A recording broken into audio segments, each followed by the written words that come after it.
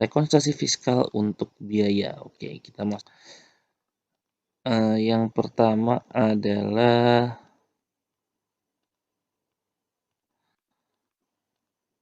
rincian beban gaji 767.436.000 terdiri dari, nah ini ada gaji pokok, tunjangan khusus, JKK, JKM, dan seterusnya. Nah, di sini kita lihat mana yang harus kita koreksi. Gaji pokok, oke, nggak ada masalah. Pokok boleh, tunjangan khusus dia bisa dibebankan, JKK bisa dibebankan, JKM bisa, JHT dibayar perusahaan bisa, JHT dibayar karyawan. Nah, tentu JHT dibayar karyawan dia nggak bisa dibebankan.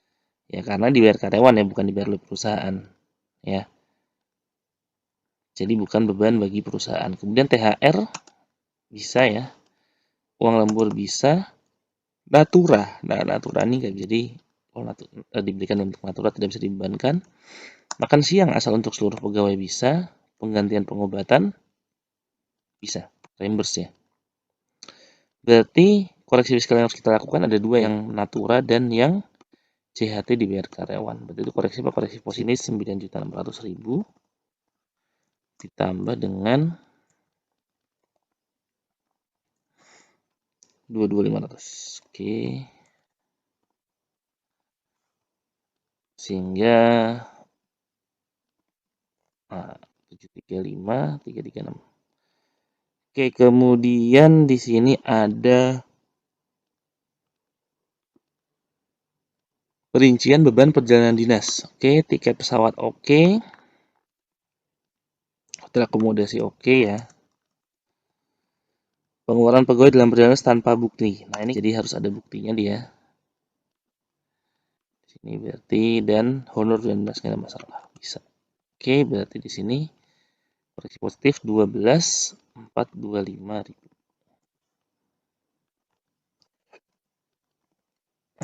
Oke, kemudian di dalam beban mutasi terhadap beban lain-lain yang tidak terperinci 2 juta. Nah, ini juga nggak, jadi dia harus dirinci ya. Harus ada buktinya dan harus bisa dirinci. Kemudian untuk sewa rumah pegawai, perusahaan tidak memberikan tunjangan perumahan kepada pegawai. Jadi ini diberikan sewa, jadi dalam bentuk perumahan kepada pegawai. Nah, ini juga adalah natura. Terus kita koreksi semuanya, koreksi positif semuanya. Ya, karena kecuali dia diberikan dalam bentuk tunjangan. Kalau diberikan dalam bentuk tunjangan, dia baru bisa dibebankan. Kemudian pengobatan cuma-cuma, di sini nggak ada ya. Di sini sewa rumah bisa kesejahteraan. Oke, kita coba jadi beban pengobatan cuma-cuma, dia juga nggak bisa kecuali diberikan dalam bentuk uang. Ya, jadi ini maka dikoreksi positif semua. Pendidikan pegawai ini boleh ya. Ya, boleh, tidak ada koreksi fiskal. Pakaian seragam satpam ini juga boleh ya. Jadi biayakan piknik olahraga pegawai. Nah, piknik ya. Karena itu kan tidak digunakan untuk 3M penghasilan ya guys, piknik itu. Maka dia tidak boleh dibebankan guys di sini. Karena dia tidak digunakan untuk 3M penghasilan. Ya, kecuali untuk sarana olahraga boleh, tapi itu juga harus di daerah tertentu.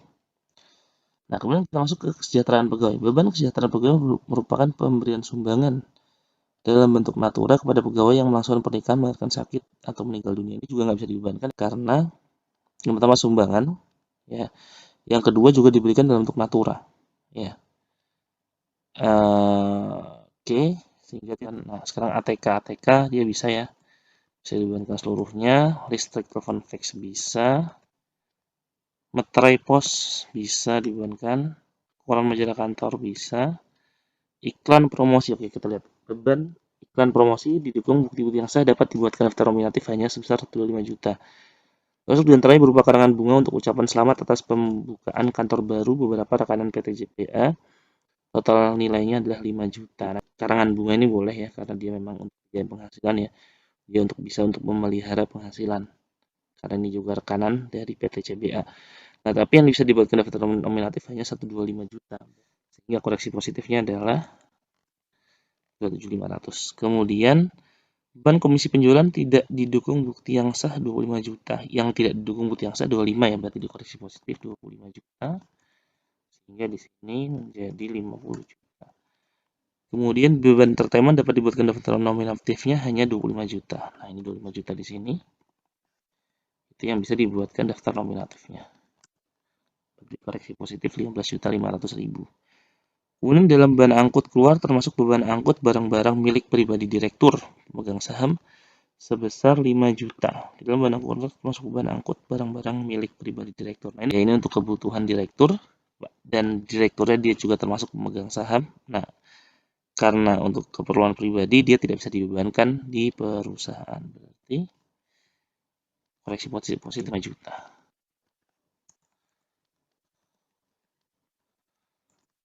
Oke, kemudian nah ini masih ada percetakan, percetakan bisa dibebankan seluruhnya. Asuransi, di dalam beban asuransi termasuk asuransi mobil pribadi direktur 2 juta. Nah ini asuransi ya guys, termasuk mobil pribadi direktur 2 juta. Nah untuk ini berarti hanya bisa dikoreksi positif 50%-nya aja ya. Karena mobil pribadi ya, bukan. Mobil pribadi berarti nggak bisa dibebankan guys. Kecuali mobil kantor yang dibawa pulang oleh si direktur. Jadi harus 2 juta dikurangkan. Oke, koreksi positif 2 juta, 43 juta. Kemudian beban sumbangan terdiri dari, oke kita lihat di sini. Sumbangan HUT Kota Jakarta dia tidak bisa dibebankan ya. Zakat ke basis DKI bisa. Panti asuhan nggak bisa. Yayasan lembaga yatim piatu nggak bisa. Beasiswa pendidikan anak pegawai yang kurang mampu. Beasiswa pendidikan dari anak pegawai yang ini juga nggak bisa ya. Jadi yang bisa hanya yang zakat ke basis DKI. Beasiswa tuh boleh tapi beasiswa untuk pegawai, bukan ke anak pegawai. Jadi zakat ke basis DKI. Mana? Sumbangan ya. Berarti yang bisa dibebankan hanya 10 juta. Berarti yang koreksi positifnya adalah 40 juta. Kemudian berarti dikoreksi 50% ya guys. Ya, karena ini adalah mobil dinas yang dipakai oleh direksi. Berarti koreksi positif 5 juta. Oke, kemudian ini fotokopi jasa profesional bisa ya guys, mau dibebankan. Kemudian untuk beban piutang tak tertagih, perusahaan menggunakan metode penyisihan kerugian piutang dan akun penyisihan kerugian piutang tahun 2019 adalah sebagai berikut. Saldo awalnya 25 juta, penghapusan piutang termasuk PPN, ada daftar nominatifnya 44, di 19 saldonya debit, kemudian taksaan kerugian 50. Nah, berarti yang dia dibebankan oleh secara akuntansi kan yang 50 ya guys. Ya 50 juta ya. 50 juta berarti, tapi yang benar-benar tidak dapat ditagih penghapusan piutangnya adalah 44. Nah, berarti harusnya yang bisa dibebankan secara pajak adalah 44 juta. Berarti dia dikoreksi positif 6 juta. Nah, ini reparasi mesin kantor. Nggak ada ya, nggak ada tangan. Bisa dibebankan semua. Kemudian, dalam beban rugi selisih kurs perusahaan memperoleh hutang fals per 1 Juli 2019 senilai $100.000. Untuk jangka waktu 2 tahun. Dalam hal ini perusahaan membukukan hutang tersebut berdasarkan kurs tengah BI. Berikutnya adalah data kurs Bank Indonesia per 1 US dollar. Oke, di sini beli jual tengah, berarti di sini kan 600 ya. Naik 600. Kalau naik 600 berarti dia rugi. Ada rugi selisih kurs 600 dikali 100.000, 60 juta. Nah, secara akuntansi rugi 60 juta dan secara pajak sama ya. Untuk selisih kurs pajak itu mengikuti akuntansi. Jadi tidak ada koreksi di situ. Kemudian nomor 20 dalam beban rugi klaim penjualan sudah dibayar tahun 2019 adalah 75. Dan pada akhir tahun 2019 dibuat penyisihan kerugian klaim sebesar 20 juta. Nah, yang penyisihan dia tidak bisa dibebankan. Berarti yang bisa dibebankan hanya sebesar 75 juta.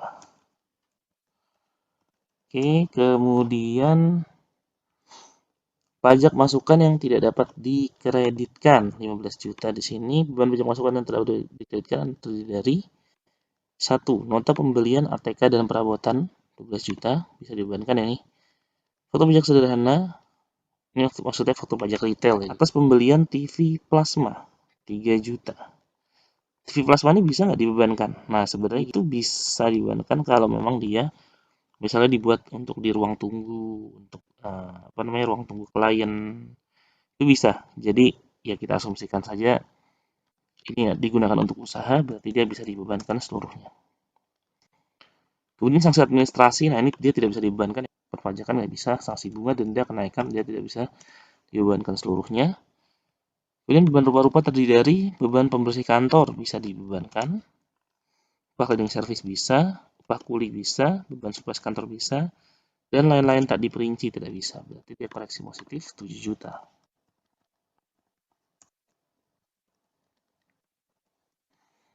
Kemudian beban bunga pinjaman. Nah, untuk bunga pinjaman, ya rata-rata pinjaman yang berbunga 1 tahun sebesar 1.500.000.000 dan rata-rata deposito 100 juta. Tingkat suku bunga pinjaman adalah 18%. Nah, di sini pinjaman lebih besar ya daripada deposito, yang artinya harus dihitung berapa bunga yang bisa dibebankan, ya. Karena di sini ada deposito, berarti caranya adalah rasa bunga gitu ya dikali dengan rata-rata pinjaman 1.500.000.000 dikurangi dengan 100 juta. Ini adalah yang bisa dibebankan. Nah, yang bisa dibebankan adalah 252 juta. Berarti ada koreksi positif sebesar 18 juta. Kemudian mulai Januari 2019 diperoleh kendaraan operasional dengan cara finance lease atau sewa guna usaha dengan hak opsi. Angsuran per bulannya 10 juta, pokok plus bunga selama 2 tahun, dan angsuran pertama dimulai 5 Januari 2019.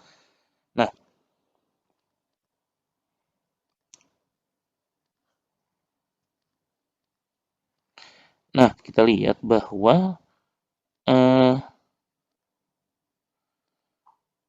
penyusutan kendaraan SGU.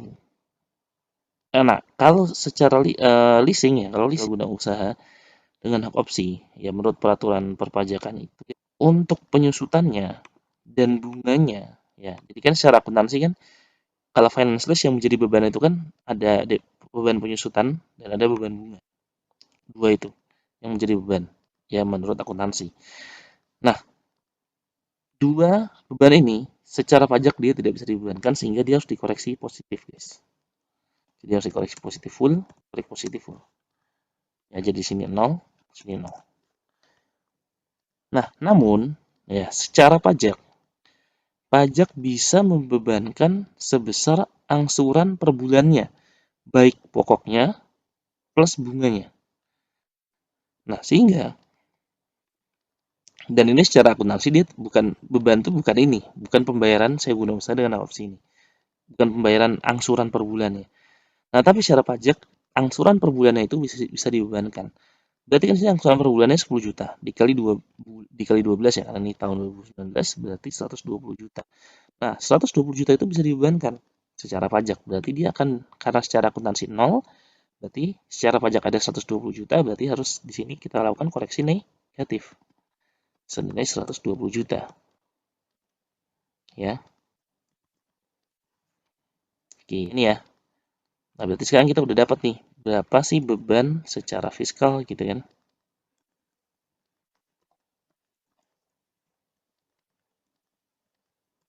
Secara fiskal bebannya 2046, 106, 667. Koreksi positifnya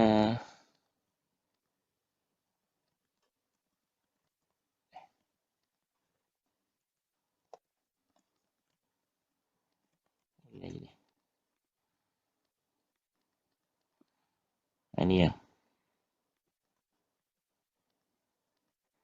Kita coba cek dulu.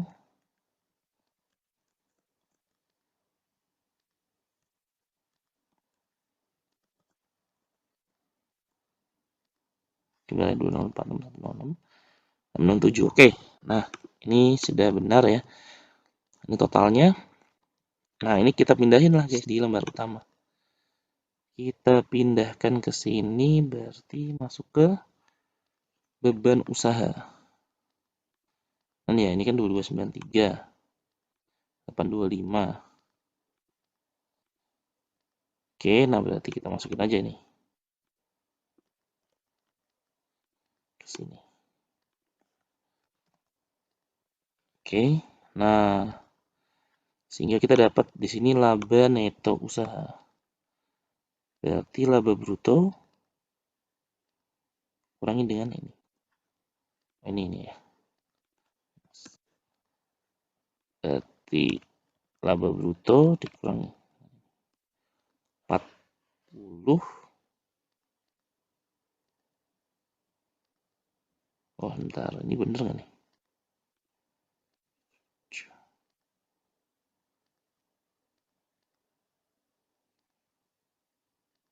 Oke, salah deh. Laba bruto usaha. Laba bruto usaha.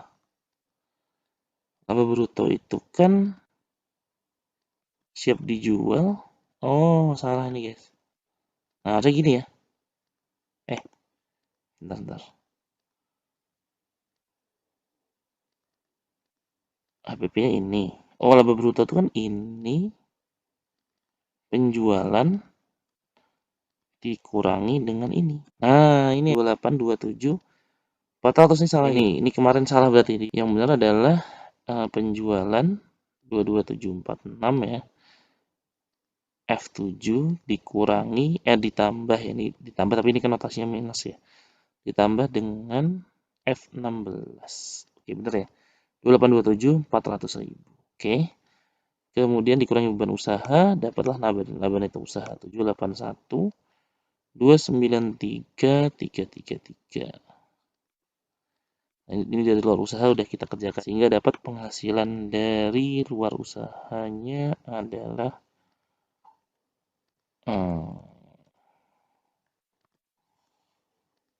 oke 18.33333 sehingga penghasilan dalam negerinya adalah ini. Oke, 799 626 667. Kemudian kita lihat di sini ada penghasilan dari luar negeri, guys. Penghasilan dari luar negerinya adalah nah ini ya. Penghasilan dari luar negeri ada bunga deposito, dividen, ini kan berarti 200 juta ya. Berarti 100 tambah 50 tambah 200 dikurang 150 ya. Nah, tapi guys yang rugi usaha dari luar negeri dia tidak bisa dibebankan ya, guys. Tidak bisa dibebankan di Indonesia, berarti dia harus dikoreksi positif.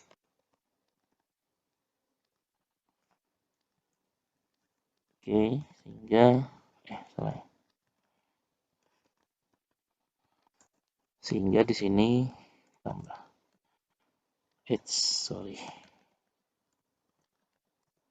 350 juta. Sehingga dapat totalnya adalah penghasilan dalam negeri tambah penghasilan dari luar negeri. Sebenarnya 149.626.667.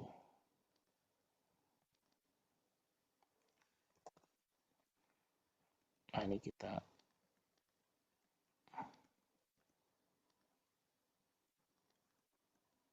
oke.